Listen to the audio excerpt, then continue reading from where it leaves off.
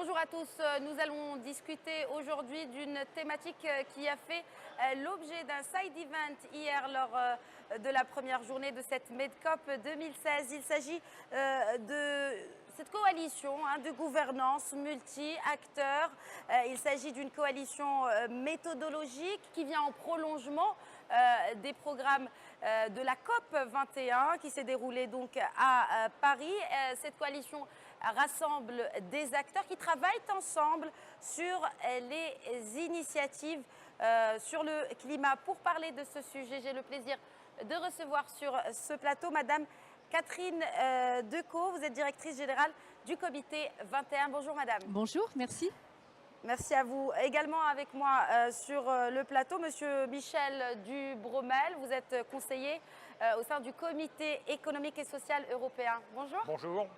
Alors, la première question qui me vient à l'esprit, donc on parle de prolongement de cette COP 21. Avant de parler de la coalition, quel est concrètement, quels sont ces projets qui ont été lancés à travers la COP 21, mais qui viennent justement grâce à ce prolongement de travail?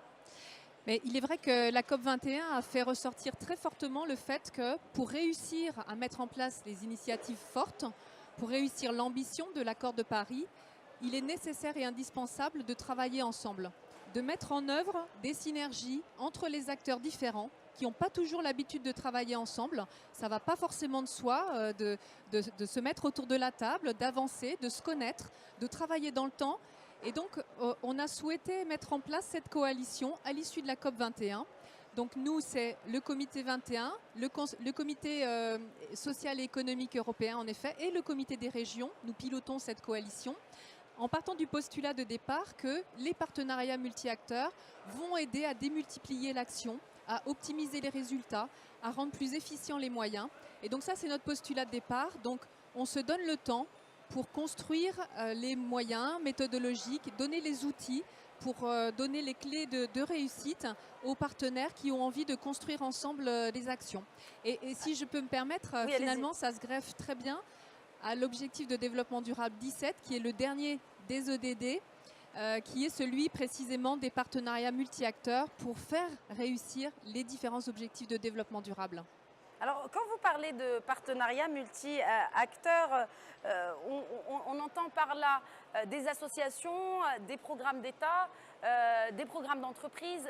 Qu'en est-il exactement? Et ma deuxième question serait, qu'en est-il vis-à-vis du pourtour méditerranéen? Parce on parle peut-être sur une région, peut-être qu'on parle sur l'Europe, on reviendra avec M. Dubromel tout à l'heure.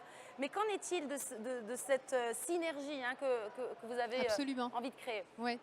Vous avez raison, c'est une question essentielle. Pour nous, le multi-acteur, c'est mettre autour de la table les différentes catégories d'acteurs. Vous les avez un peu énoncées. Ce sont les collectivités et tous ceux qui animent les territoires, les entreprises, le monde de la recherche et de l'enseignement, très important, le monde de la formation et de l'éducation.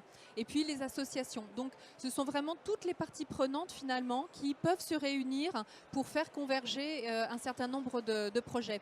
On sait dans le pourtour méditerranéen en particulier et ailleurs dans d'autres régions du monde, qu'il y a beaucoup de réseaux qui existent. Il y a un foisonnement d'initiatives. L'objectif, c'est de faire en sorte que des passerelles s'établissent pour rendre plus efficients justement ces projets. Alors, Madame Decaux a parlé de passerelle, Monsieur Dubromel. Donc, on va dire que vous représentez ce comité économique et social européen. Oui. Elle parle de passerelle. Qu'en est-il des passerelles d'initiative entre le nord et le sud de la Méditerranée, en l'occurrence via cette... on parle de coalition. Voilà. Alors, pour nous, pour le climat, bien évidemment.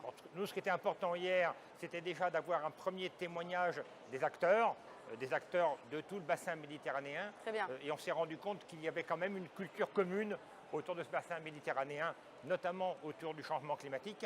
Et nous avons essayé d'énoncer quels étaient les enjeux et quels étaient les points qui pouvaient favoriser.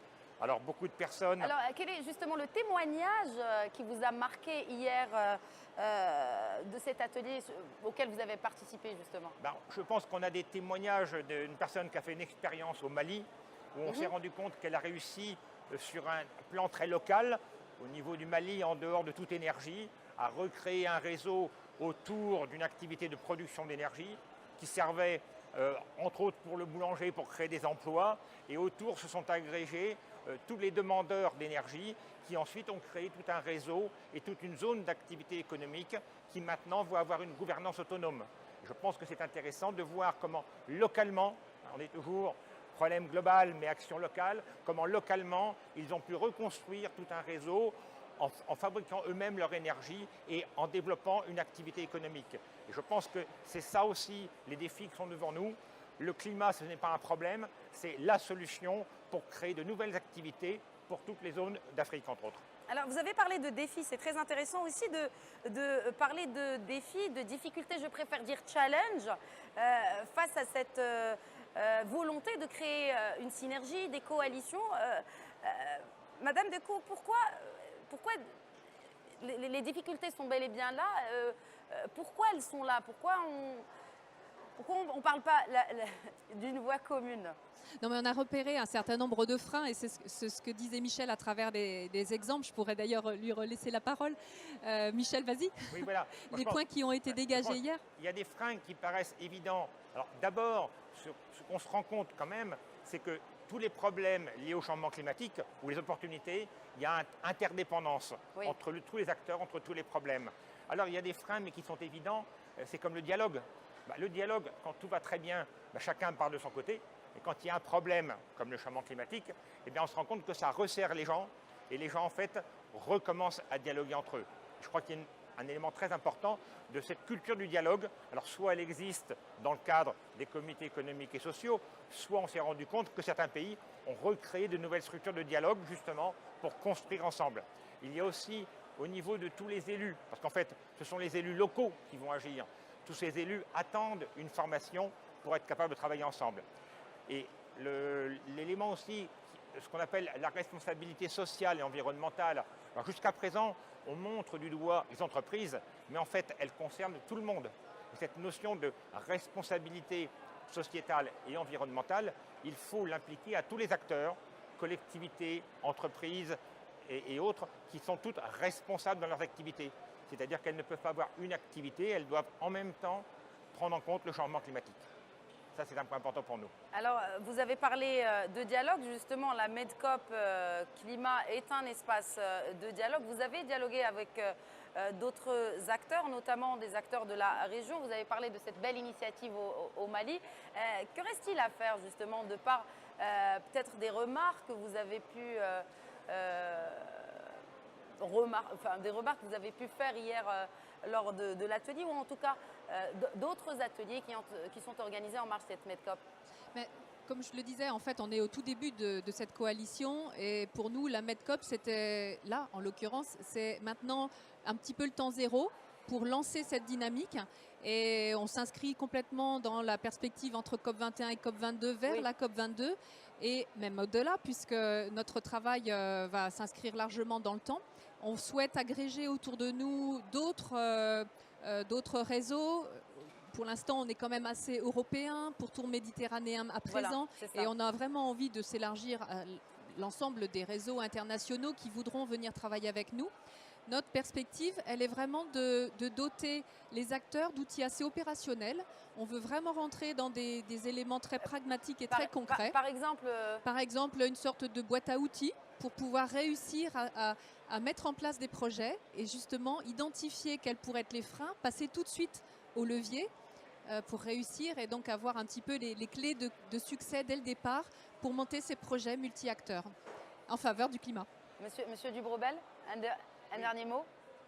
La culture du dialogue, c'est vraiment une occasion parce que tous les acteurs sont prêts à travailler ensemble. Il faut uniquement leur apporter les outils pour qu'ils travaillent ensemble.